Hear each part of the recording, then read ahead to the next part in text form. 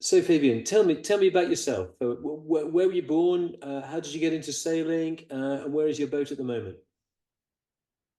Well, I was born in Malaysia. All this while I'm in Malaysia. I started sailing in 2014, but I'm a marine engineer by profession. So I've been to sea when I was in my early 20s as a merchant mariner. So I spent about 6 years there, but I'm an engineer, so not a navigator.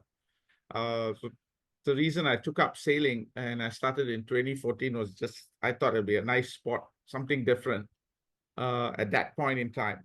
So I started that in 2014. I had initially had a 24-foot Ron Holland boat, which is an 1824. It's spelled 18 with like the Kiwis do, Etygene.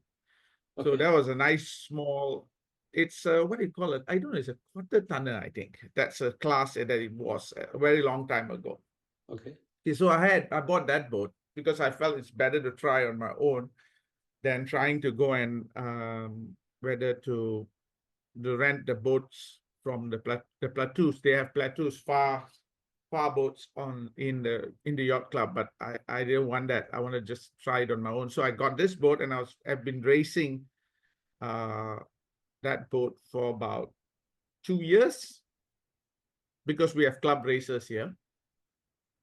And then I decided it's too slow because it's only a 24-foot boat.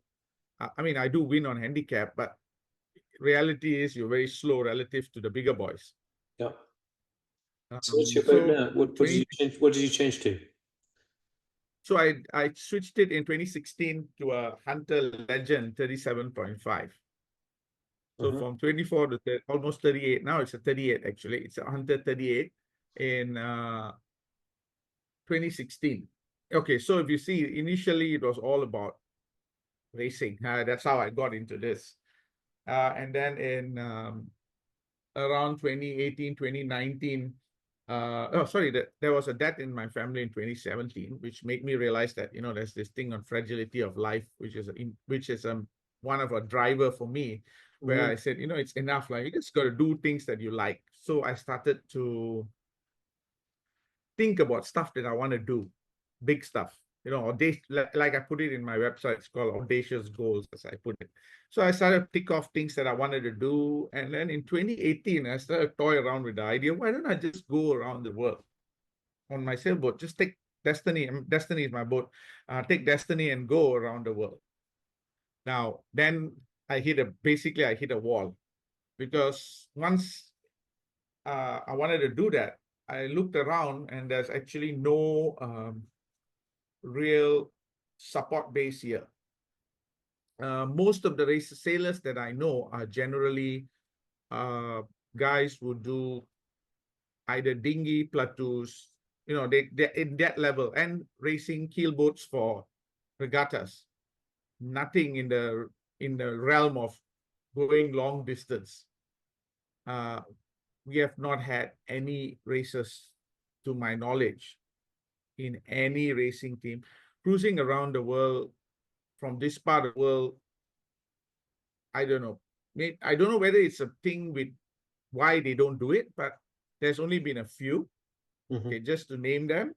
Uh, there's one guy who did it in the early 90s, but he did it. Doesn't fit the description as put in the OCC as a circumnavigator because he could not do it. One, it's not his own boat. Two, he had brakes, whereby, let's say, the Mm-hmm. boat that he was sank somewhere off the coast of America, North America, Oh, heck. and he left and joined another boat somewhere else. And then he has been sailing on other people's boat and reached New Zealand. Excuse me, reached New Zealand, and then he bought a boat and he sailed it back to Malaysia. So I don't know, in definition wise, that does not qualify as a circumnavigator, in my opinion. And Okay. then because there were breaks and he didn't join all the dots. Okay. After that, there's the current sultan of my state, like a king in Malaysia we have nine kings, nine kings or sultans as we call. And he was a crown prince at that point, and he took his Swan 68 and went around the world. But he didn't like, okay, he is on a Swan 68, so pretty luxurious, and he had a full-on professional crew. Right. And he used the Mediterranean route. That's number two. And then the number three is a guy who attempted to go solo around the world on the high latitudes. That means he did the Southern Ocean. That was a purpose-built boat by the government. The government actually basically funded it at one point when he could not do it on his own, and basically there were people supporting him as in sponsors. Okay, he tried that, and then somewhere when he was about a few hundred miles off off the tip of Cape Horn, he broke his mast, and he had to come back to Falklands, and the RMAF, the Royal Malaysian Air Force, had to fly him a purpose-built mast from Australia. So and then eventually finished it. Okay, so these are the three. There's no one else.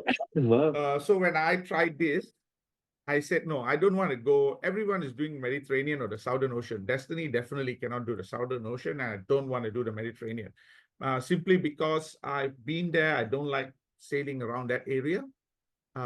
So I decided to go down Cape of Good Hope in South Africa. So when did you set off, Fabian? Sorry. When did you set off? When did you leave Malaysia? I left Malaysia on February 6th, 2023. Okay. Yeah. And what were the barriers that you had to actually setting off? You said there was no kind of local mentoring going on, and so nobody to bend their ears to get the necessary experience. What other barriers are there for getting into long distance sailing for somebody from Malaysia? Okay, so Simon, let's on the barriers. This is actually the main issue that I've seen as I am going around the world also, is the number of Asians. The number is extremely small relative to the size of the population. India and Malaysia account for 2/3 the population of the world. Sorry, 2 out of the 5 billion, 2/5 of the population on the planet Earth is from India and China. Yeah. But if you take India and China alone, how many sailors are there who are doing circumnavigation at any point in time? Yeah. In my whole, since last year, February until now, I did not encounter one. Yeah. Not even one. Yeah, they may have been in other spots in the world. Perhaps I didn't see them. But in this round that I'm doing via the Cape of Good Hope, not even one. Even when we crossed Cape of Good Hope, I know this year for a fact, South Africa, OSASA, had put in through, I think their statistics was 280 boats rounded the Cape early this year during the crossing season, and there was none, to my knowledge, okay? That's one. And this region, Southeast Asia alone, has a population of, Indonesia alone has almost 300 million. So you add that on, let's just add maybe another 100 million with the other countries. I think it's more than that because Philippines is 70 million itself. So now when you add those numbers, there's a lot of people. Some of this probably amount to entire Europe. And yet you don't see, if I'm counting them in my fingers, that shows that there are none. Now, why they don't sail? Okay, it's not that there are no boats and they can't sail. But I believe the main issue here is culturally, they don't fit in. Why?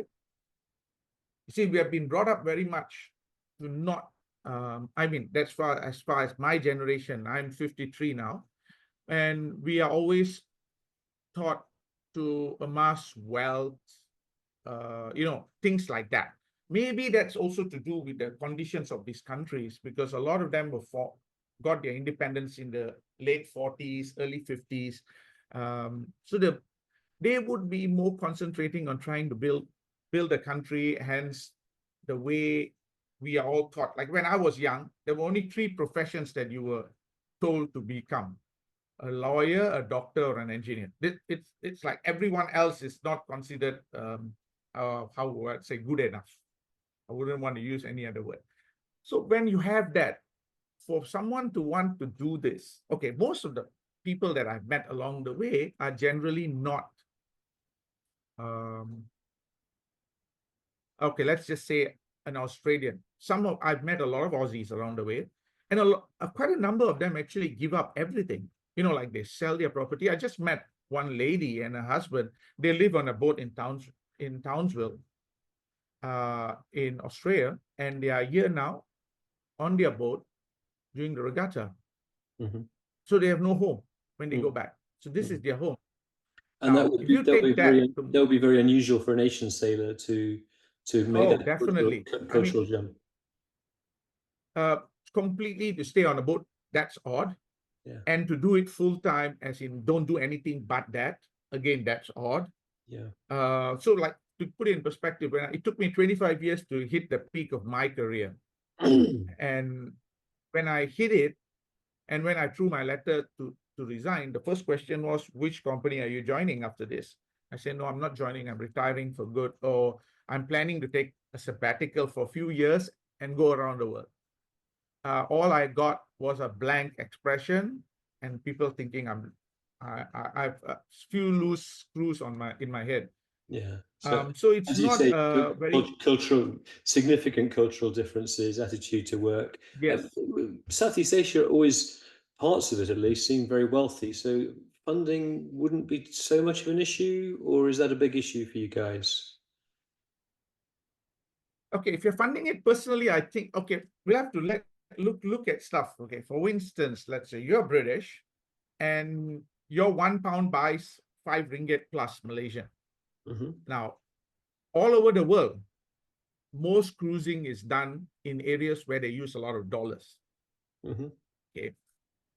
Now, $1 buys about £4.50. Remind you, you may be earning £6,000 in England, but you're earning 6,000 ringgit in Malaysia. It's just the exchange rate. So one of the things that I found is, which I now know for a fact, every country that I've been to is more expensive than Malaysia. Maybe with the exception of Mozambique and Tanzania or Kenya. Every other place is more expensive than Malaysia. Now, if you were to take that into perspective, if you're earning £6,000 and everyone was spending in pounds in all those countries that you visit, then you'll certainly find your £1 is basically one whatever local currency it is. So like for us, because every time you're spending, you're actually 4.5 times more than what you expected. Mm-hmm. I mean, we can always look at the economics and look at it that, look, this is how much you earn. Yes, relative to where we are, that's fine. But 6,000 in the UK and 6,000 in Malaysia, use it and spend it in a country like Thailand, the most folks out of UK will say it's cheap because it is almost 6 times less than what they are paying in UK. Sure. So now this puts one issue with sailing on for this part. Yeah, we may be wealthy, we are earning okay in our currency, but when we spend, look, tipping. Let's just give another example. Americans love to tip. I don't know how it is in the UK, but everywhere I go, when the Americans are there, it's 10, 15, 20%. Now, if your bill is $20 and you tip, let's just say 10%, which is a norm in America. I think that's on the lower end. Now, you pay 10%, that's $2, which to me is 10 ringgit, which is one meal in Malaysia.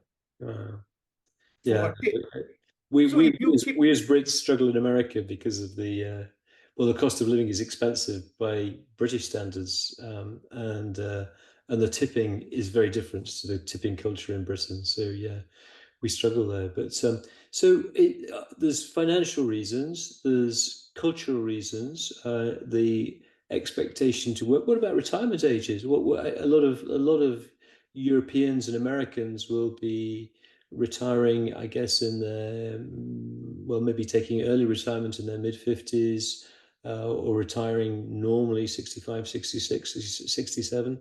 Do you have decent pensions and things? Can you retire at 66, 67 in Malaysia? okay, mandatory retirement age until, okay, when I left, it was still 55 in Malaysia. Now it's increased to 60. we have good provident funds. We're probably one of the countries, a few countries in the world, which has a very high amount of our salary going into a provident fund, which Okay. is like a pension fund. Yeah. All employees put up to about between 25 to 30% of their salary goes into a Wow. retirement fund. Yeah. So it's fairly substantial.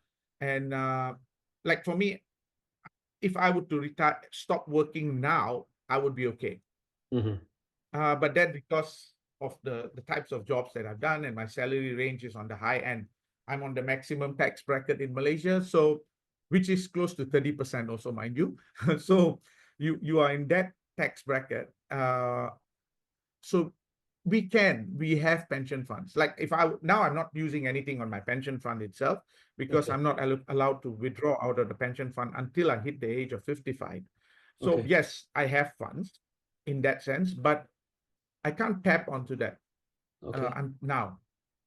And So most Asians, working from your boats, Fabian. A lot of European and American sailors are now using satellite technology to work in IT jobs or working their way around the world in boat maintenance type jobs or whatever. Would that be a no-no in Malaysia, or is that something people would consider? okay, I believe the trend in working from home or working remotely has started since COVID. Basically, it just moved on and blew up after COVID. But depends on what you do. Uh-huh. Like for me, because I'm an engineer, and I run manufacturing plants based out of office, then I do factory visits, which means requires me to do actual on the ground visits. I Yeah. can't look at stuff which are, I mean, I think it might be the same for doctors. I mean, you can say, oh, someone has a fever, but if you require something to be, you need to check someone, you have to physically check the person. You can't just look at the person and say that person is not well. It's like that for machines also. So certain jobs, yes, it's possible to work remotely. I have a few friends who are sailors who are cruising, and I know she is a lawyer, Hmm. and she's able to do paperwork out of on the in the internet now. But for me, because there's actually nothing much I can do. I mean, what can I do? I can't do remote factory visits. It just doesn't work. Yeah. So No, I for me, understand. I knew that when I had to do this, I had to quit Yeah. or at least take time off. But I think I'm also of the opinion that you can't come back to this after this many years. I don't see myself going back into corporate and doing something similar anymore when I return. Yeah. So that's the difficulty. And a lot of them that I met along the way, let's say, okay, I know of two that I've met were Australians again, who are just living off their pensions and sailing around the world. Yeah. Now, I can't see that's also another cultural issue. Asians would not do that.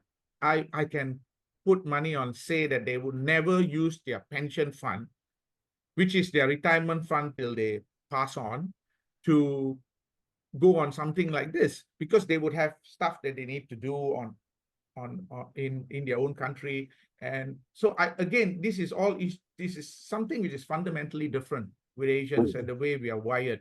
We are always thinking about, oh, we need a base. I know you told me you have your own house and you have a base in the UK. Use it 6 months on, 6 months off, which Yeah. I think is, to me, it resonates. But to do everything, I mean, like leave everything, just continue moving in the water continuously is a struggle. Yeah. But Asians itself, just to quit your job and do something like this is, I would say, unheard of. Interesting. Uh, it, Interesting. it just will not work. So, Fabian, where is your boat now? You went around the Cape of Good Hope in 2022, 23 last 23. year. So, where is your boat now? Is it in the Caribbean or South America? The boat's already now on the Pacific side of Panama. Okay. Oh, yeah, you told me it's in Vistamar, isn't it? In the marina on the Yes, correct. In just Panama. west of Panama City. Yeah, that's right. And your plan is from Vistamar is to head across to Galapagos, or no? You were going to miss out Galapagos because of expense, I think. Is that right? Okay, one is expensive, and from what I've been reading and hearing about, it's quite difficult to get a boat. You've got all restrictions. So I said, and Galapagos is a place that to me, I say, oh, okay, I might as well just fly there off Ecuador one of these days because it may be easier to fly in than to sail the boat in. So I'm Yeah, missing Galapagos and heading towards East Island. Uh, Easter and Island. from East Island, Pitcairn, Gambiers, and eventually Society Islands, Fiji, towards Papua New Guinea and back. Oh, because you're already halfway around, aren't you? If you're in the Caribbean and you started in Malaysia, yeah, wow. So yeah, no, Galapagos is pretty straightforward to get into. A lot of boxes to tick, Fabian, but the agent helps you through that. But it does cost quite a bit of money, which I can see would be Okay, difficult. when they say quite a bit of money, relative to what? Is it like crossing the canal? Would it cost as much as crossing the canal? Yeah, yeah, yeah. So I can't remember the numbers, but I think it cost us about $2,500 to go through the canal, with the visas and the cruising permits and all the things. I think we spent about $2,500 in Galapagos. Ballpark figures. Don't quote me on that. Yeah, I mean, But yeah, yeah, it's fine. I mean, if it don't be costs, put off by the regulations. Uh, as long as your boat is clean when it's launched at Vista Mar, it'll be pretty clean when you arrive in Galapagos. And it's easy to just go overboard and just scrub the last barnacle off. But it's not too onerous. And the agents are very good at giving you all the right advice to make it a very smooth process. A lot of bureaucracy. I think when we sailed into Galapagos, we were boarded by 14 people, which very nearly sank our boat because because we already had 4 people on, and they all had their clipboards and their computers and their laptops and everything else. So yeah, it's quite intimidating, but they were lovely and it was very easy, very straightforward. and so you did that in Anchorage. It was all done in Anchorage. Yes, yes, While you were anchored, okay, so it's similar like Maldives to a certain point because there's a whole lot of people that boarded us on Maldives also. yeah. There were no marinas or harbors that you can go into Galapagos. You're all anchored off, and quite swelly at times, but the winds are very light there generally, so that's fine. But you do tend to roll quite a lot. But that's the Pacific. But you telling me you get a bit fed up of tropical paradises because you come from a tropical paradise. So when you arrive in a tropical paradise, it's not quite so emotional as it is for us Northern Europeans. So you need to get up into higher latitudes and find some more interesting stuff, eh? Yeah. To me personally, I mean, look, I've gone. I know there'll be people will say, "Oh, it's not true. There, it's very beautiful and so on and so forth." Now, all my life I've lived in the tropics. Whatever I've dived off Sipadan, which is one of the best dive spots in the world. So far that I have met, nothing I've come across so far that has actually matched that island, one island. And there are so many dive spots in Indonesia, which is short of remarkable, but a lot of people have never been there. What you see is the Balis, the Raja Ampats, the Komodo Islands. This is the common ones that you hear when it comes to Indonesia. And East Malaysia, we have Sipadan, we have Mataki. There's so many. Philippines is next. Yeah. So tropical islands in itself does not hold that allure for me. After going through all this, I went into sandblast. I had a marine biologist with me as one of my crew, Mhm. and she went, she said, "Oh my, there's so much reef. When I jump in the water, that's not a lot of reef. That's a lot of young reef with a lot of small fish." So again, perspective. Oh, sandblast is so beautiful. I'm not going to say it's not, but it's common sight in Asia, in Yeah. Southeast Asia. I can see all of that. So I've spoken what have to, you enjoyed most about sorry, your circumnavigation so far, Fabian? Where would you want to go back I to? would say South Africa. South Africa is still now holds a real nice spot in my heart. I feel above everything so far that I've visited, South Africa, without a doubt, as a sailing destination, is fantastic. Uh, And the place that stands out are two spots. I love Durban. Durban because I'll never forget Durban because Point Yacht Club there, they gave me the best welcome I could ever have. And being coming through at that point, I became the first Malaysian sailor to go around the Cape of Good Hope. So I had press and all that. And Point Yacht Club, they went a bit further. They got me invited to a Commodore's ball. I had to do a talk for their ball, which was nice. So that's, I mean, the Point Yacht Club stands out. And probably the best place I've ever visited so far is a place called Knysna in South Africa. Where the It's catamarans come just from. beautiful. Yeah. So South Africa, yes.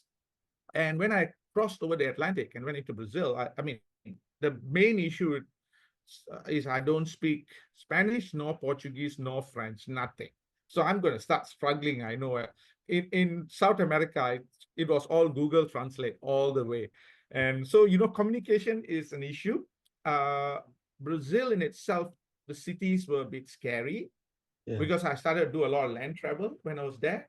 But Brazil is definitely a spot worth visiting, especially inland. Not too much on the big cities, not like Rio, Sao Paulo. These are, you know, there are other elements which makes us a little bit scared. The country itself is really beautiful. I loved Argentina. I flew into Argentina. I purposely went to Ushuaia just to see how is the weather going to be like if I attempted to go around Cape Horn. Because my plan when I got Salvador was at a point whereby I could go either north to the Panama Canal or south towards Brazil. Towards either Ushuaia or Porto Williams and round through the Beagle Channel. Then I remember it was April when I arrived in Ushuaia. But I flew in and was way too cold. All I know is it's the first time in my life I'm hiking in the snow in the mountains. So it was snowing in April. And to me, I'm trying to imagine myself. They said the summer temperature, because the crossings are generally done in summer, it's between 5 and 15, but it howls there. The wind blows. So you add the wind chill onto that, the 5 degrees is not going to be 5 degrees anymore. It's going to be a lot lower. So I said, one, I'll have to be wearing my full weather gear 24 hours a day because I can't take the cold. Even between your boat is set up for the tropics, I guess. It's not so much insulation. Yes, it is. It's a Florida built boat. Okay. So it's a boat for the Caribbeans.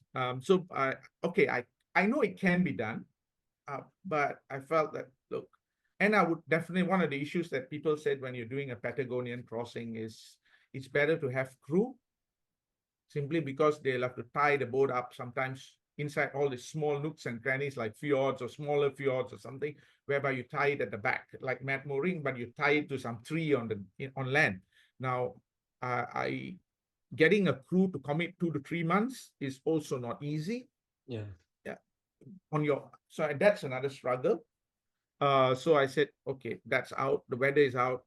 Everything's pointing me in a direction that I shouldn't go there. So it's a miss for me now. But I actually loved South America, especially in the higher latitude. It was so gorgeous. But I would suppose, to be fair, those who are used to the climates you guys have, and you guys get the warm weather, you will probably freak out the same way I freaked out in the high latitude. We didn't have any fans on our boat until we got to the Chesapeake. Yeah, absolutely. Yeah, so very, very nice. So you're planning on getting back to Malaysia this time next year? Is that right? 2025 you're going to finish? Yeah, I will leave. I fly to Panama in late January, then prepare the boat and try to sail southwest towards Easter from Panama.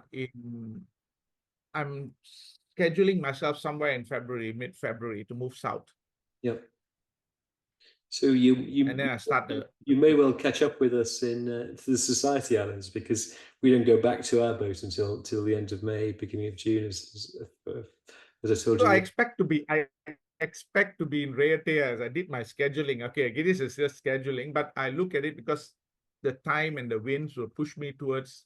I expect to be in Raiatea probably in May. Yeah, so we will see you there, Fabian, with a bit of luck. That would be nice. That would be great. So do you normally sail single-handed, or do you have crew join you, or Yeah, all this while, right from Malaysia until Cape Town, I had one guy from Czech Republic, because I break my journey. I stop in all those countries along the way. I fly back, come back again. That's another thing that probably burnt a hole in my wallet, the flying up and down, which so like I did Maldives, Seychelles, Tanzania, flew back, did this. So all these thoughts, that I had a guy from Czech Republic with me. The two of us actually did the whole leg up to Cape Town, but in steps, off and on, add the third crew on. And then Atlantic crossing, I did it with my club's Commodore, who is a 75-year-old man, Great. because his dream was to cross the Atlantic. Again, it's not so common. I mean, he can afford it, but they wouldn't want to sail on other person's boat, someone they didn't know. So he didn't want to. And then he said, look, it's this opportunity. So he sailed with me from Cape Town to Salvador in Brazil. And then from Salvador, I sailed up towards Panama with two crew. I needed people who could speak Spanish, because I knew I couldn't speak a word of Spanish. Anyway, so but now when I go out from now, meaning in the Pacific, I plan to go solo. Yeah. Because it's something that I want to do. I mean, yeah, I know there are those who will tell me, hey, don't do it, it's risky and all that. Look, I think there's an element of risk even when we cross the road. I know the boat well. I've gone through the two oceans already. I'm hoping everyone tells me the Pacific is easy peasy, but I'm not going to say that, because everyone says that and something really bad and it happens, or the trip turns into a nightmare. You can. So keep your fingers crossed. Read the books, look at the weather, plan the trip well, and hopefully it'll be fine. And because there's a long spans of water where you are basically out of the shipping lanes, and so I'm hoping it'll be fine. The boat's okay. The boat's done this far, so I'm planning to go solo. Maybe I will get to French Polynesia and then I'll decide if I want to get another crew on board, but it will be only after French Polynesia. Yeah. So you are obviously aiming to get back within the year or so, or thereabouts. So will you continue to cruise once you've completed the circumnavigation, or will you sell your boat, or will you come ashore? What will your plan be? Okay, at this point, okay, I've got this thing. I see things ahead. That means when I look in my mind, I always see the end. I always like to quote Stephen Covey, begin with the end in sight. For me, I see the end as at my return when I get back. I can see that the whole, how it looks like in the marina. But I have always written about having, when I write in my media coverage and when I write in my notes, it's always there's 3 boats that I will want to have. I already have 2 of them. First one was called Freedom, which is the 24-footer. And then there's Destiny, which is the 38-footer. Okay. And there is one more that is already named, but do not know how it looks like yet. Okay. And that's called Courage. I would love to take this boat. And what is Courage going to? So Courage, if I have the funds and I'm able to get a boat like that, is to do the figure 8. Oh wow. That means round North America and South America. That would be the thing that I want to accomplish if I'm able to. But again, when I'll have to look seriously at the right type of boat, because there's the Northwest Passage. Yeah. Rounding Cape Horn is still doable, because you can round it. Again, it's all about picking the time and a more well-built boat for rounding Cape Horn. Again, I'm not a proponent of those, because every time when I went through the literature of preparing a boat, everyone talks to me about blue water boats. Now, they need this, they need that. My boat is a cruising boat. It was built to just stay in the Caribbean. It's there. You can prepare the boat. You pick the right weather window, the boat, whatever you have, that's it. But for high latitudes like this, I would not risk that boat going there. So a Destiny can't do the high latitudes, especially say around the Northwest Passage.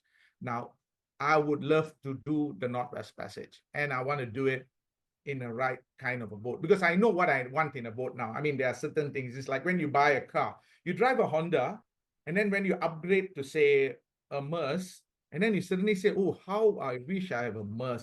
so much better. You know, it's personal preferences, but there are all these things, that luxury that comes with the car, and you suddenly feel that that's the type of car that you want to drive. Now, if I'm going to do the Northwest Passage, I know what I need, and certain things on the boat I would have So and want to do. I'm So going to put a plug in for our webinar at the end of January, Fabian, because one of the guys that sailed through the Northwest Passage this year built his own boat, and he's doing a webinar on preparing a boat for the Northwest Passage. So it's tailor made for you.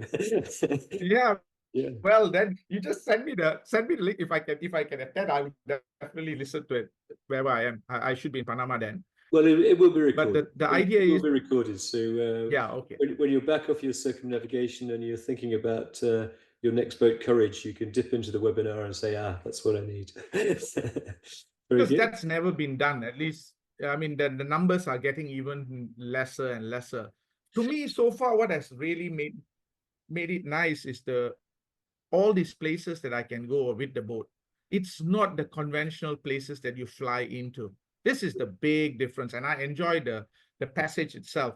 When I Yeah. crossed the oceans 30 years ago on merchant ships, the thing that blew me away and still does is the night skies. It just I can't get enough of that. It's so amazing, and I cannot replicate it. I cannot tell someone just go and see what it is. It's so different in the ocean.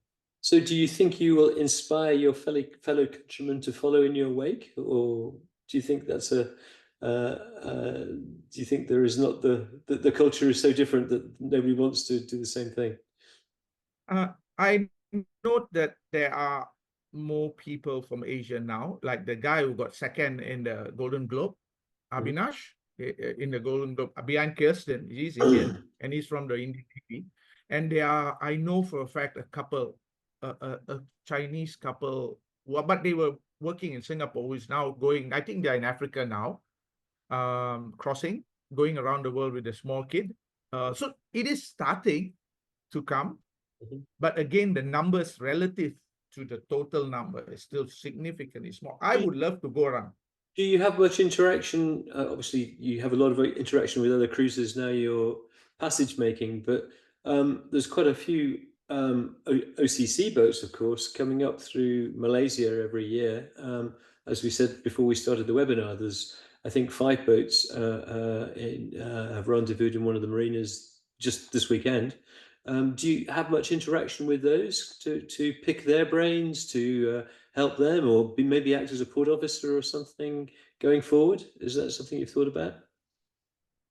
Yeah, I think I would love to do that because one of the things that okay, I did all the talk in the Changi Sailing Club, and which I remember asking you if and then you pointed me, oh, there are a couple of OCC boats in Singapore at that point. I did go there, Yeah, but sadly no one turned up. I mean, none of the OCC members turned up. But I had another guy who was a British guy who had sailed around the world on a 29-foot boat maybe 20, 30 years ago. yeah. Now, of course, it was nice to have a chat with someone like that because his experience on a smaller boat, it's a different thing altogether. And so this is something that I'd love to do. I mean, eventually, hopefully, we can, if there is such a thing where we can get a port officer in this part of the world, then I wouldn't mind because I don't know how many OCC members are Malaysian. That I don't know. Or maybe I have to go through the whole list of members, but offhand, I'm not really sure. Yeah, no, the But map I would love to. the map has a filter on it, so you can display where people live and where people's boats are.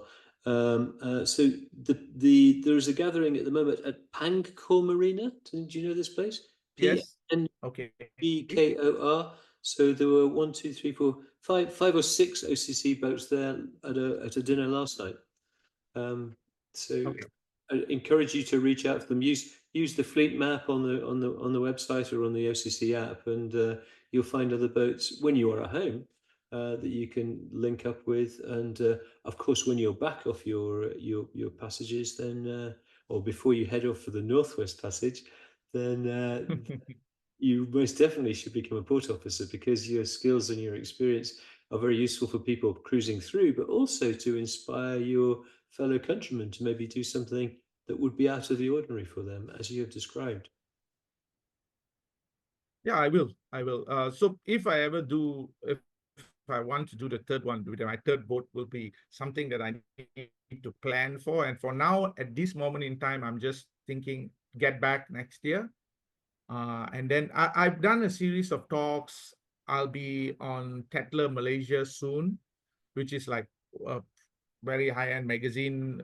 So I'll be on that, and hopefully people start looking at this. And I mean, I have got some media coverage in Malaysia. I've been covered in most of the radio channels. I've done TV.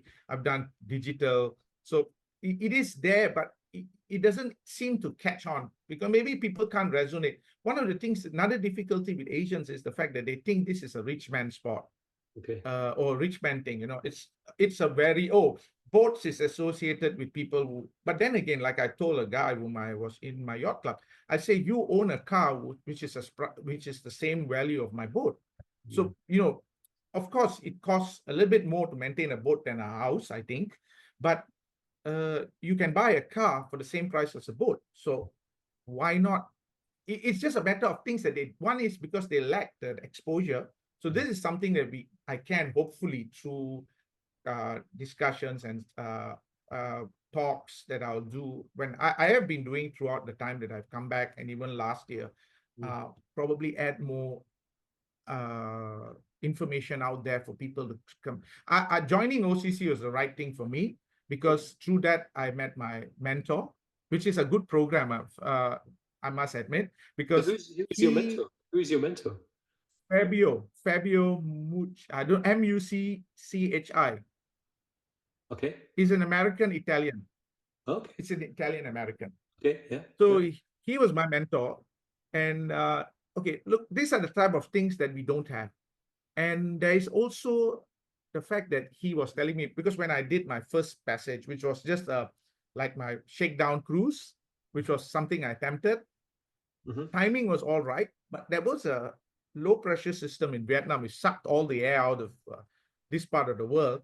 Yeah. And hence, I wanted to actually go around Sumatra, Okay. as in Sumatra, Indonesia, just Yeah. circumnavigate that whole island. Yeah. But I could not. There was a gap of 600 miles with no wind. And Fabio, sitting in the US, was also telling me, you better abandon this. It's not worth trying to do this when you're going to motor so much. And then eventually I switched and to a different route. And I mean, so we are in communication. Of course, now he has since left. I think he doesn't sail anymore. Age has caught up. But it's good. This is a good program, and I think other sailors should tap onto this resource if they are not Yeah. members. I Yeah. mean, it's something that we should be like promoting. I got this basically from the secretary. She said, "Oh, we have this program. Why don't you do this?" So I said, Yeah. "Oh, fantastic." So whenever I needed something, I just spoke to her, and she will normally point me. Like now, she pointed me to you, and then from that, I get the other thing. So I thought that program was really good, and it should be And also continued. for And also for younger people, of course, Fabian, the we have the youth sponsorship program. So if there are people in Malaysia who are between age 18 and 24 who want to do a passage of 1,000 miles or more, then we do provide significant financial help to get them on their way. So and that would be great to roll that out in parts of the world where sailing isn't the kind of normal, or not that it's normal anywhere, but where it's more difficult to get into. So it'd be ideal. So maybe when you get back, we can get you up as a port officer and maybe get some people, younger people from your sailing club, thinking about crossing over the horizon. Yeah, we yeah, just have to I stop think all that would be these fantastic. Southeast Asians working so hard. That's Well, we have to, but I think you need to slow down some point in your life. Like for me, I've slowed down quite a bit, and I'm not regretting it. Would it have been better? Yeah, I suppose yes. But there's always the second time if I decide to go loony and go around the world. Now I wouldn't be as scared or nervous as I was the first time yeah, going, because that was my sail from Langkawi to Maldives was the longest I've ever been on a sailboat. yeah, The longest prior to that was just going around the Straits of Malacca, down towards Singapore, up the east coast of Malaysia. That's all the sailing that I did. Yeah. I never, on my own boat, I never went beyond that. So crossing that one bit was probably quite a nerve-wracking thing. And going around the Cape of Good Hope, yes, that was probably the most nerve-wracking part of my entire Okay. trip so far. Well, Bustamante to Galapagos is easy. Galapagos to Raiatea or wherever you go in French Polynesia is all very easy downwind trade wind sailing. But of course, you're going further south, so you will find some wind down towards the Gambier Islands and the Easter Islands. So you're putting a bit of extra challenge in there. But that's good. Excellent. Fantastic. Fabian, it's been lovely chatting with you. We've been chatting for an hour. What I will do, I will maybe just edit the first few minutes out and put it up on the news feed, put it on the forum, and maybe copy it across onto our social media pages as well. So if people want to dial in, they can see, and maybe they have some ideas how we can develop some more sailors coming out of Southeast Asia, and how we can maybe provide better service for our cruisers coming through Southeast Asia. I know there's a reasonable network of port offices down there, but there's always scope for improvement. So great to chat, and I hope we catch up with you, or you catch up with us in Raiatea. That would be fantastic. That's the plan. We'll have a beer once again. Fabian, take care. Bye bye now. Okay, right. Bye bye. Okay, bye.